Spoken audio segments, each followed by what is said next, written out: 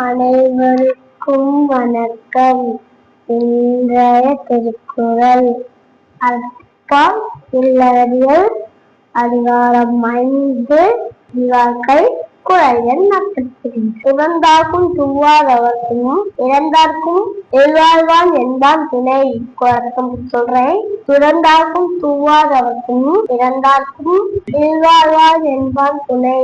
குறள் விளக்கம். தன் வாழ்க்கையில எல்லா பற்றுக்களையும் பறந்தவங்களுக்கு, முடியாம போனவங்களுக்கும், பசியால கஷ்டப்படுறவங்களுக்கும் எல்லாருக்குமே இல்லத்துல இருக்கும் துணையே துணை. திரும்ப சொல்றேன். தன் வாழ்க்கையில எல்லா பற்றுக்களையும் பறந்தவங்களுக்கு, முடியாம போனவங்களுக்கும், பசியால கஷ்டப்படுறவங்களுக்கும் எல்லாருக்குமே இல்லத்துல இருக்கும் துணையே துணை.